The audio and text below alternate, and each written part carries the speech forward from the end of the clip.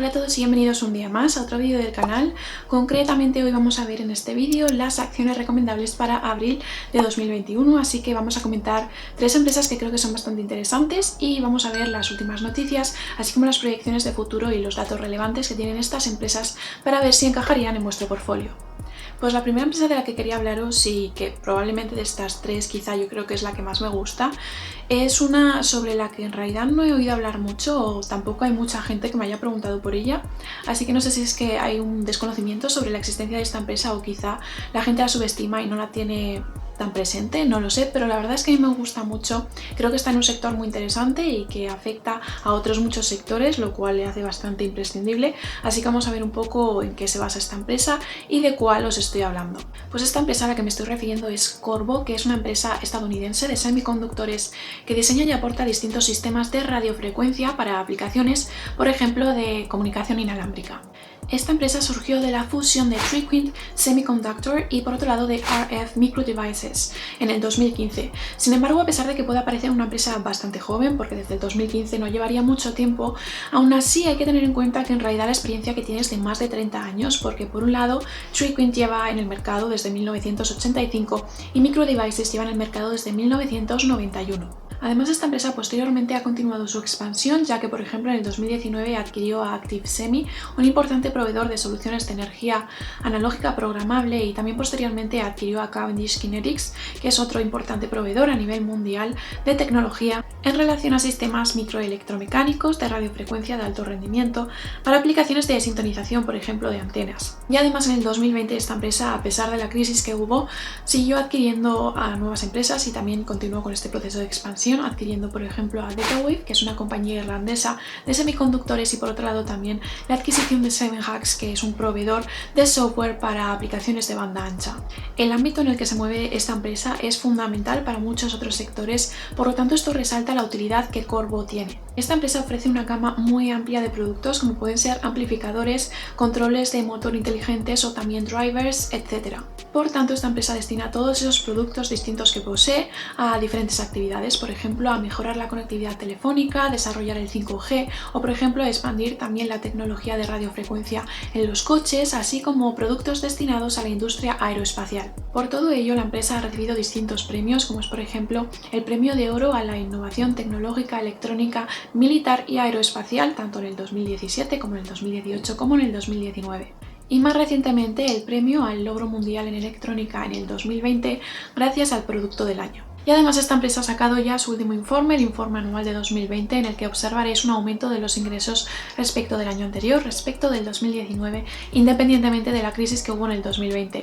Y esto se explica en base a algo que he recalcado hasta ahora, que es la influencia que tienen sus productos en distintos sectores. Es decir, a pesar de que hubo sectores más afectados por la crisis en el 2020 o por los confinamientos, y que esto hizo reducir la demanda de algunos de los productos, esta reducción de la demanda de algunos productos se vio compensada por un aumento de la demanda de otros, de sectores que lo solicitaban y que fueron sectores menos afectados por esta crisis. Por tanto, esta compensación que se ha producido entre este aumento de demanda de ciertos productos y la disminución de la demanda de otros ha hecho que la empresa pueda garantizar ese aumento de ingresos en el 2020 con independencia de la crisis e independencia de las restricciones comerciales que hubo en ese año. En el informe también observaréis cómo ha aumentado el margen bruto y especialmente los ingresos operativos, así como lógicamente el cash flow. A esta empresa la encontramos en el Nasdaq desde hace ya varios años bajo el ticker QRVO, y la verdad es que sus acciones empezaron a coger bastante fuerza en el 2019 y se han impulsado aún más en el 2020. Pues por aquí tenemos a Qorvo y vamos a ver algunos de los ratios interesantes y algunos datos que me parecen bastante curiosos en este caso, y es que por aquí me gustaría señalar sobre todo, por ejemplo, en base a este PER, observamos aquí el PER que habría en el 2020 y un aumento para el 2021, y después, bueno, vemos que este PER va a ir bajando en los siguientes años y como que se va a estabilizar finalmente. Pero lo que me gustaría destacar es este aumento del 2021, que es bastante curioso porque yo creo que está bastante relacionado no con que la empresa esté cara, sino con las expectativas de crecimiento que tiene para el 2021, porque está claro que las expectativas son bastante buenas y eso hace que aumente ese PER. Por ejemplo, si vamos hacia aquí abajo, podemos observar la evolución de las ventas que se esperan, que son estas barras negras, y como podéis ver, los años previos, en 2018, 19 y 20, el aumento de las ventas pues era continuado, estable y demás, pero bastante moderado. Sin embargo, vemos el mayor aumento del 2020 al 2021, Esta es de estimación, así que en realidad son las estimaciones que se esperan para ese año,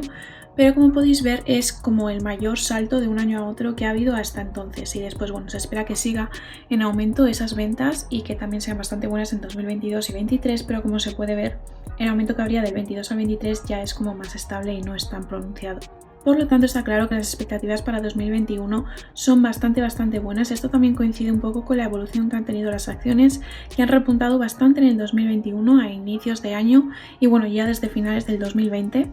Aparte de eso también afecta pues a todo lo demás, como podéis ver este aumento también, esta barra amarilla del beneficio operativo también va a tener su mayor aumento del 2020 al 2021 según las previsiones. Y por aquí abajo podemos ver estas ventas netas que en 2018, 19 y 20 son bastante más moderados los aumentos, sin embargo vemos el mayor salto en este 2021 que se puede observar por aquí y después bueno pues continúa la tendencia al alza pero de una forma pues eso, más moderada. Asimismo también se observa el crecimiento por aquí en el EBITDA con el mayor salto también para el 2021 y después ya pues aumentos a futuro pero de forma más estable. Por lo tanto, al ver estas expectativas que hay para el 2021 y que suponen como el mayor incremento a nivel interanual, pues es bastante interesante observar cómo está eso relacionado con el PER. Y por eso creo que no es que el PER vaya a aumentar porque la empresa esté cara, sino porque las expectativas que hay para el 2021 en esta empresa son bastante buenas y pues lo que os digo, esto también se refleja en el aumento que ha habido en las acciones a principios de 2021, ya que Corvo tiene actualmente una tendencia bastante alcista por estas buenas expectativas que hay para este año. Por aquí abajo de la misma forma podemos observar este aumento que se va a producir en el Free Cash Flow, especialmente pues con este salto de 2020 a 2021. Y por aquí observamos también cómo influye en este aumento importante del ROE para el 2021 según las expectativas y también vemos cómo el ROE ha sido superior al ROA en todos los años y se espera que siga siendo así que bueno, esto también es un buen dato porque nos indicaría el hecho de que el ROE sea mayor, que sería seguro contraer deudas para financiar parte de los activos que tenga la empresa. Y por aquí si le echamos un vistazo al balance de Corvo a nivel anual para el último periodo, que ya os adelanto que me gusta mucho, observaríamos por aquí este total de activos que es bastante bueno. De este total de activos encontraríamos por tanto este nivel de activos corrientes, es decir a corto, que serían 1.690, recordando que esto es en millones de dólares, que es una empresa estadounidense.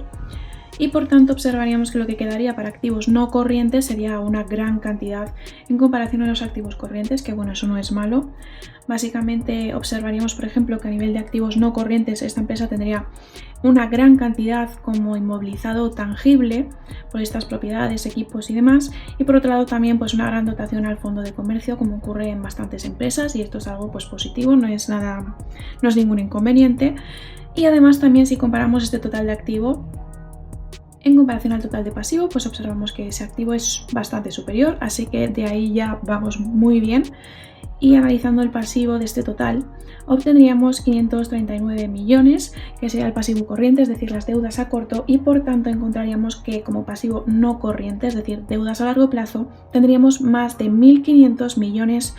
como pasivo no corriente. Por lo tanto, pues muy superior en comparación a este pasivo corriente. Por tanto, a nivel de deudas, la clasificación que tiene es bastante buena, tiene muchas más deudas a largo que a corto, que esto siempre nos viene bien. Y después a nivel de activos y pasivos, pues también está bastante bien, ya que el nivel de activos es bastante superior. La verdad es que Corvo tiene un buen balance a lo largo de todos sus años. Yo creo que es una empresa que le faltaba un poco un impulso, quizá en las ventas, en los ingresos y demás. Pero yo creo que las expectativas que hemos observado para el 2021, que son bastante buenas, va a tener o va a proporcionar ese impulso en las ventas y también en los ingresos de esta empresa, que es lo único que le faltaba, porque la verdad es que a nivel de gestión, a nivel contable o a nivel de balance, tiene una estructura muy buena. Por lo tanto, es una empresa que puede dar bastante fiabilidad o bastante tranquilidad en el caso de que haya una inestabilidad económica. Y además esto, el tener en cuenta esta estructura o esta gestión que pueda tener una empresa de los activos y pasivos es fundamental, o en mi opinión es imprescindible para aquellos inversores de largo plazo, porque al final si pretendes mantener algo en tu portfolio durante mucho tiempo vas a tener que estar tranquilo o seguro de que tienes algo que es capaz de resistir y de aguantar tanto si hay crisis económica como si no, para no llevarte sustos. Por lo tanto, pues bueno, este tipo de balances así bastante bien estructurados aportan una mayor tranquilidad para ese tipo de inversores de largo. Ya que, como hemos visto en las estimaciones, las proyecciones para esta empresa son bastante buenas, pero sin embargo, al final son estimaciones y no se sabe lo que va a pasar. Yo creo que basarse en las estimaciones más a corto plazo, como por ejemplo las del 2021 e incluso las del 2022, estarían bien. Yo las del 2023 ya no las tendría tan en cuenta o no me las creería al 100% porque bueno, de aquí al 2023 puede pasar cualquier cosa, puede que nos vuelvan a confinar 5 veces más o quién sabe qué, así que yo es algo con lo que tendría más cautela. La siguiente empresa de la que quería hablaros es Mastercard, que es una empresa estadounidense de servicios financieros y que se dedica fundamentalmente a facilitar las transferencias de fondos mediante tarjetas de crédito, débito, prepago o incluso también pagos móviles. Tiene sus orígenes en 1966 cuando se formó la Asociación Interbancaria de Tarjetas, que posteriormente a finales de los 70 pasaría a ser Mastercard International. Esta empresa se expandió en 1985 con la adquisición de la red de cajeros Cirrus y posteriormente en el 91 lanzó su programa Maestro, que fue un programa que estableció una red de débito de puntos de venta online que fue la primera en el mundo. Más adelante, en el 2002, se produjo la fusión con Europay International, que al final lo que hizo fue continuar este proceso de expansión y además también convirtió a la compañía en una empresa ya privada con acciones, que fue un movimiento estratégico también para incluirse más adelante en el 2006 en la bolsa de Nueva York, lanzando una oferta pública. Mastercard ha colaborado y ha formado distintas alianzas con numerosas empresas para establecer tarjetas concretas para marcas, como ha sido por ejemplo en el caso de Mango, de Pagantis o más recientemente con el Corte Inglés. Aparte de este proceso de expansión en base a adquisiciones, fusiones y demás, y también por otro lado las colaboraciones que hace con distintas empresas y marcas importantes, la compañía sigue innovando, como es por ejemplo lo último que ha anunciado en febrero de 2021 en relación al establecimiento de la primera tarjeta en el mundo vinculada a una moneda digital de un banco central. En concreto estamos hablando de la Sand Dollar de Bahamas. Esta Sand Dollar va a ser la versión digital del dólar bahameño. Y además de esto, Mastercard ya ha anunciado que a lo largo del 2021 va a incluir y va a permitir que los individuos puedan realizar transacciones con ciertas criptomonedas en su red, y para ello ya se ha asociado con importantes compañías de criptomonedas como es por ejemplo BitPay. En el informe anual de 2020 de Mastercard podemos observar cómo se produjo una caída y una disminución de un 9% de sus ingresos netos a raíz de la crisis sanitaria y de los confinamientos, y todo esto también se puede observar un poco con la evolución que hubo en las acciones, que cayeron bastante durante el mes de marzo, por ejemplo, que fue cuando comenzaron sobre todo los confinamientos a nivel mundial. Sin embargo, en los últimos meses la compañía se ha establecido en una posición bastante más estable y muchísimo mejor, y se ha recuperado bastante desde esa caída en marzo, así que bueno, creo que es una opción bastante interesante. Para el caso de Mastercard vamos a ver algunos datos que me parecen fundamentales y son bastante curiosos para el 2020. En cuanto al PER, observamos este PER bastante alto, que nos podría indicar que la empresa está cara o sobrevalorada o que tiene buenas expectativas de crecimiento futuro. Entonces, pues bueno, más o menos habría que distinguir si realmente estaba cara o es que las expectativas simplemente eran buenas. A mí me parece curioso también el EV/EBITDA, que es bastante alto en este caso, que nos indicaría también que la empresa estaba sobrevalorada. Y me parece curioso este aumento del PER, en el caso de que fuese por buenas expectativas de crecimiento, porque yo creo que más bien es un PER asociado a que la empresa estaba cara y sobrevalorada. Básicamente, si bajamos por aquí, observamos que en el 2020 esta barra negra, que es la de las ventas, ha tenido una importante bajada, ya que esta empresa en los 2 primeros trimestres del 2020 no tuvo la mejor situación, tuvo una bajada importante en sus ingresos, en sus ventas, etcétera, debido a los confinamientos y demás, aunque sí que es cierto que posteriormente la empresa se ha recuperado y ahora está en una senda de crecimiento bastante buena. Pero a inicios del año a la empresa no le estaba yendo bien, y esto pues bueno, también se muestra en estas ventas por aquí, que podemos observar aquí por ejemplo pues esta bajada de las ventas netas, también una bajada en el EBITDA y además también en el ingreso neto. Además de ello, también probablemente esto supongo que haya afectado al free cash flow, que también ha bajado, incluso el ROE ha bajado. Todo esto es normal y lógico, ya que, como digo, pues la crisis, los confinamientos y demás afectaron a la empresa, así que bueno, no es nada extraño que haya sucedido esto, y además las estimaciones dicen que la empresa poco a poco va a remontar y le va a ir bastante bien. Pero eso es bastante curioso con un PER tan alto para el 2020. Además, también me llama la atención una cosa que a veces la gente no tiene muy en cuenta, pero que aporta bastante información, y es lo que ocurre con los dividendos. En este caso, la empresa reparte dividendos y, como veis, se ha producido un aumento bastante interesante en el 2020,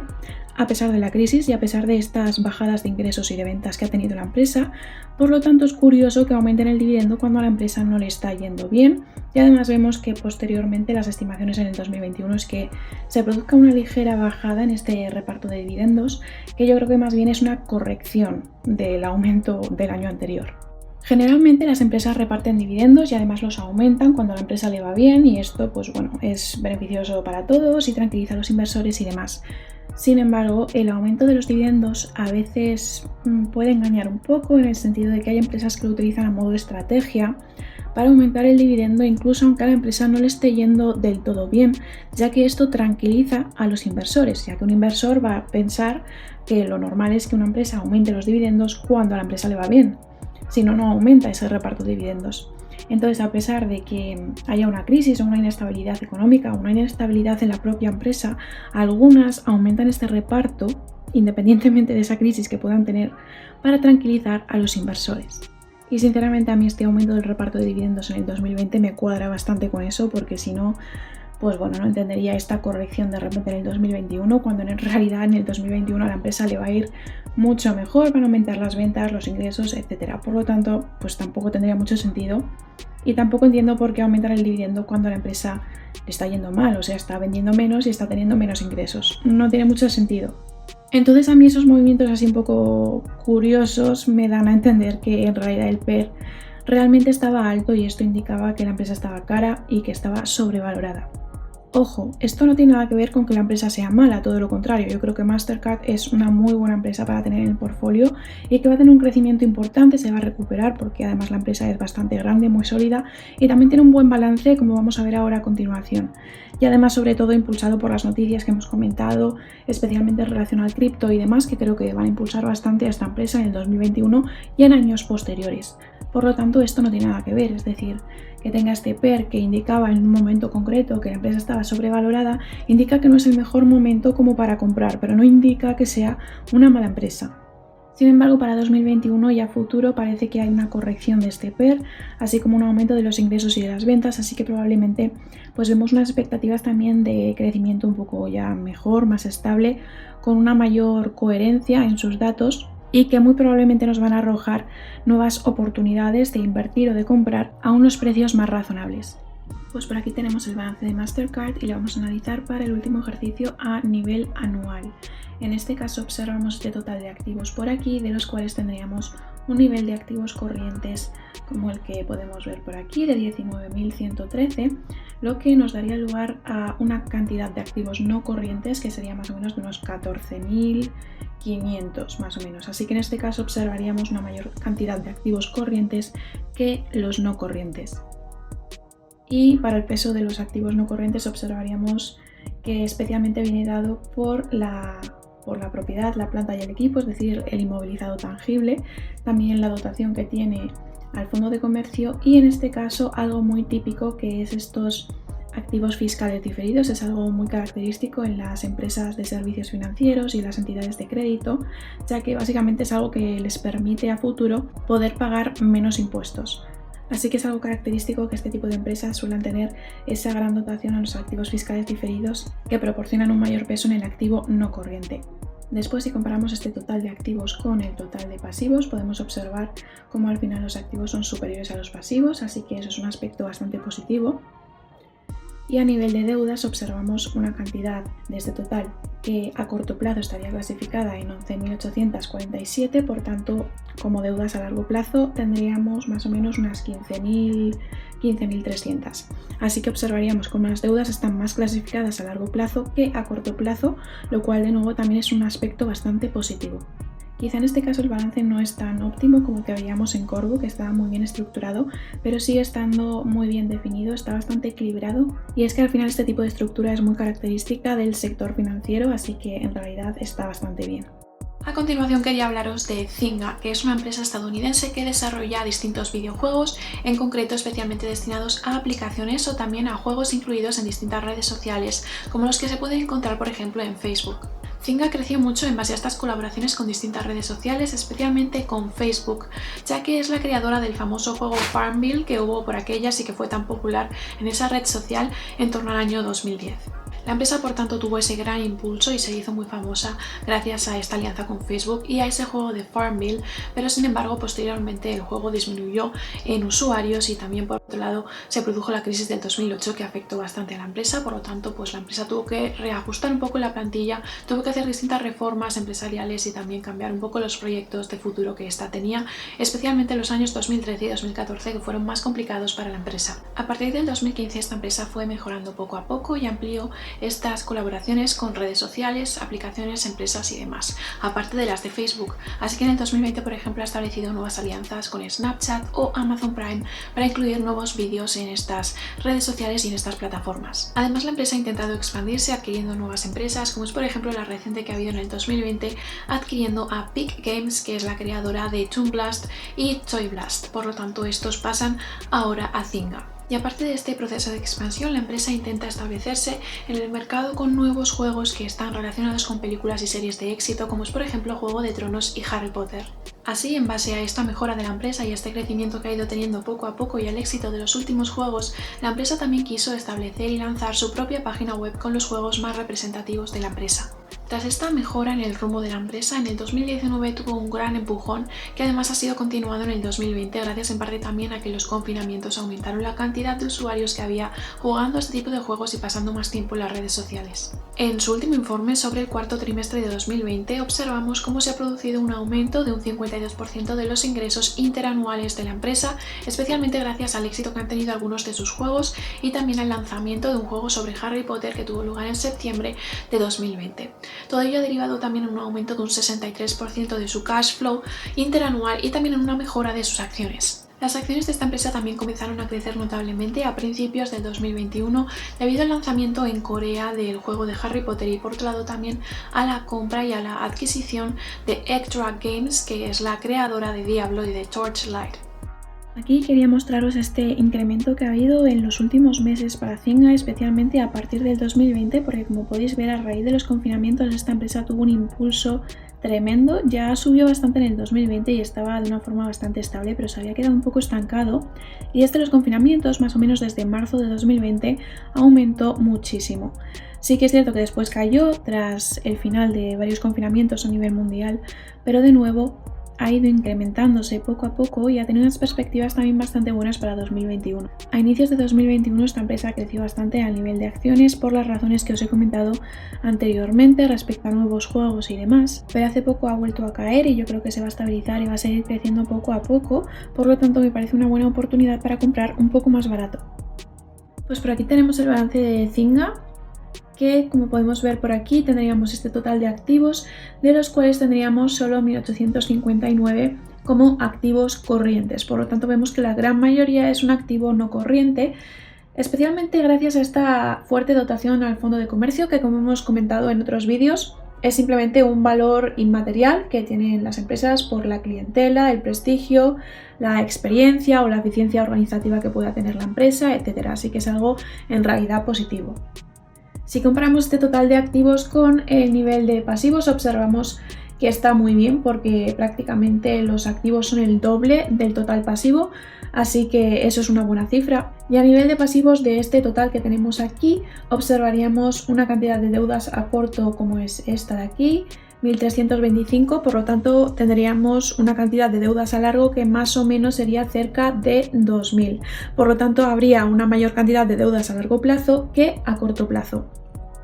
De esta forma observamos que el resultado que tiene Zynga a nivel de balance es bastante bueno, tiene una buena estructura y una buena gestión en cuanto a las deudas. Y estas son las tres empresas de las que quería hablaros. Como siempre, a mí me parecen bastante interesantes y creo que su proyección de futuro es bastante buena y que han mejorado mucho en los últimos años, incluso algunas han sido muy impulsadas a raíz del 2020, por lo tanto creo que son bastante interesantes a tener en cuenta. Espero que os encajen en vuestro portfolio, decidme en los comentarios cómo veis la evolución que estas puedan tener o si ya las habíais tenido, cuál ha sido vuestra experiencia y como siempre tener en cuenta que simplemente son datos informativos para que veáis un poco nuevas empresas por si acaso os pueden interesar y las últimas noticias y demás. pero tener en cuenta que todo el mundo, todo inversor tiene que hacer su propio análisis, ya que cada uno tiene su nivel de riesgo, su capacidad económica y básicamente sus propias preferencias. Eso es todo por el vídeo de hoy, espero que os haya servido y os haya sido útil, y si os ha gustado, por favor no os olvidéis de darle like y de suscribiros al canal para tener más vídeos como este, y nos vemos en el siguiente vídeo.